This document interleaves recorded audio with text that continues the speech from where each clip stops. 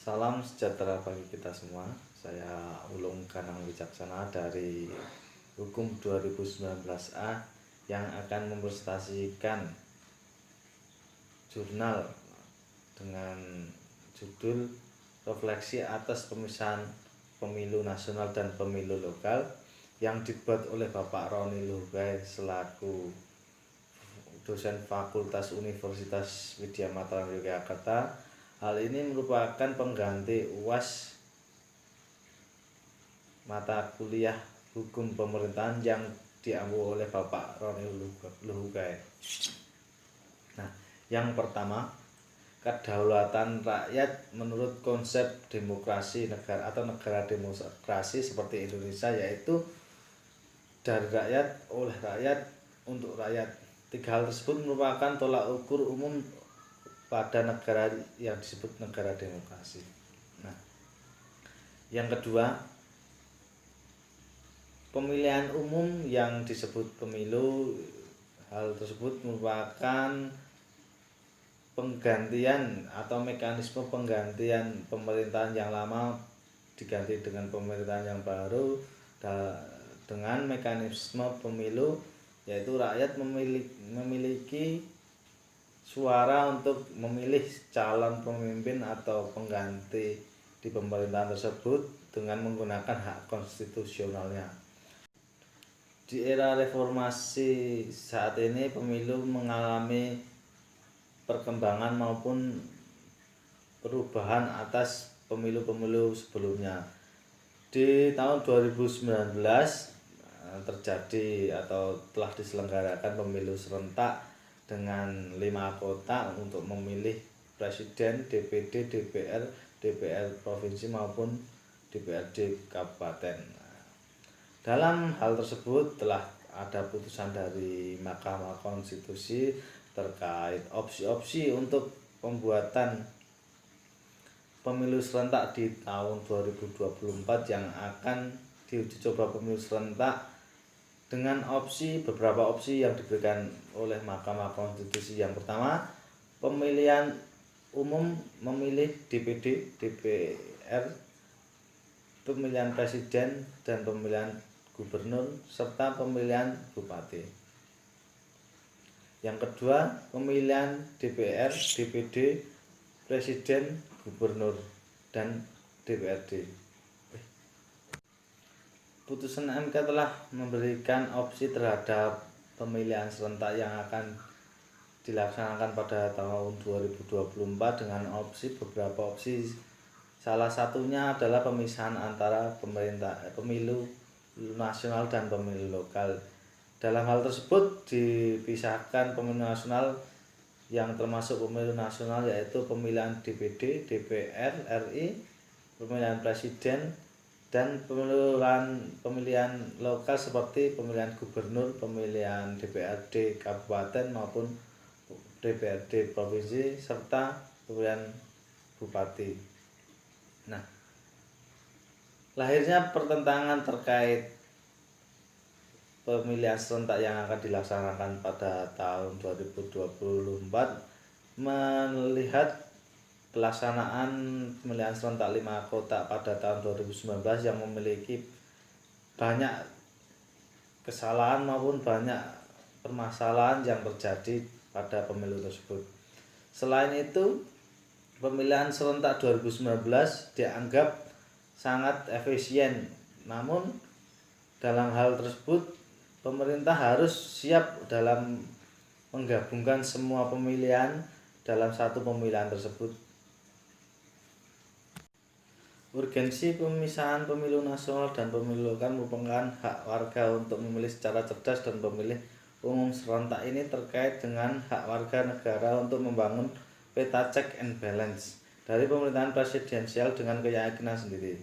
Untuk itu, warga negara dapat mempertimbangkan sendiri mengenai penggunaan pilih untuk memilih DPR maupun DPRD yang berasal dari partai yang sama ataupun dengan calon presiden dan wakil presidennya.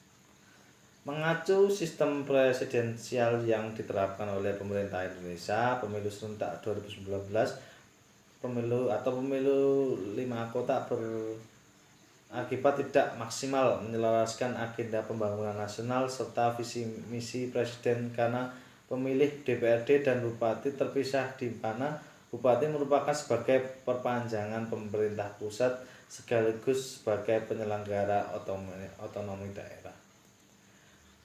Namun, penyelenggara pemilu serentak 5 kotak tidak luput dari kekurangan dan menimbulkan kerumitan pemilihan dalam memberikan hak konstitusionalnya yang disuguhkan banyak calon yang akan dipilih, serta menimbulkan permasalahan bahwa meningkatnya suara tidak sah pada pemilu tersebut. Nah, penyelenggara pemilu serentak juga tidak luput memberatkan tugas KPPS yang harus menyelesaikan tugasnya dalam proses penghitungan 5 kotak tersebut. Dalam hal ini KPPS sangat dibebani oleh pengecekan proses penghitungan yang harus menyelesaikan 5 pemilihan tersebut. Nah, kita masuk dalam merefleksi memaknai pemilihan umum serentak di Indonesia. Berhasil tidaknya pemilu bisa dilihat dari sistem proses dan hasil. Proses pemilu dapat dikatakan sukses bila ada asas luber dan jurdil benar-benar terwujud dalam setiap pelaksanaan tahapan pemilu.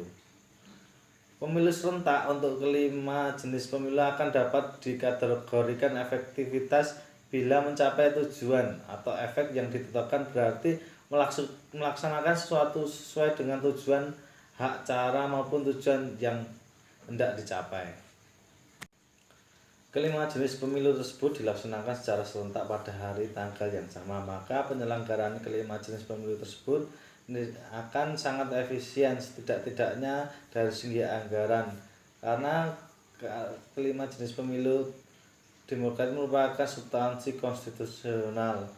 Pemilu serentak untuk kelima jenis pemilu tersebut harus ditinjau dari dimensi efektivitas. Nah, yang selanjutnya, kejadian pada pemilu serentak yang diselenggarakan pada bulan April 2019 yang lalu dapat didiskusikan satu persatu.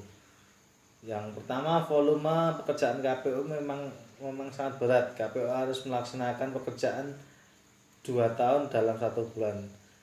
Yang dalam arti KPU mengerjakan pekerjaannya digabung menjadi satu, harusnya bisa dipisahkan menjadi pemilu nasional dan pemilu lokal. Yang kedua, agenda partai politik lebih banyak dengan berkoalisi merumuskan visi misi dari calon dan berkampanye. Yang ketiga, akan banyak isu lokal yang tertutup dengan isu nasional yang menjadikan penanganan calon di daerah tidak ada menjadikan program atau rencana kebijakan yang hendak diwujudkan oleh partai politik peserta pemilu sama sekali tidak jelas.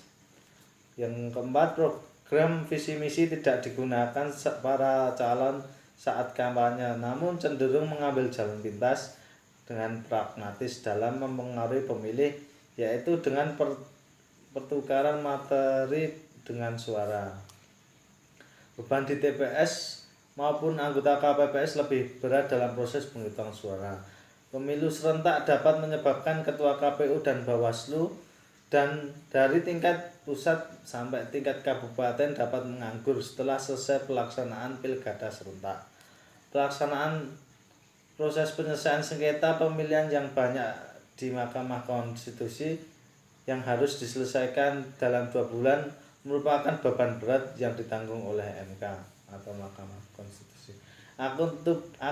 Akuntabilitas peserta pemilu dapat dituntut secara efektif oleh pemilih hanya sekali dalam setahun. Terima kasih.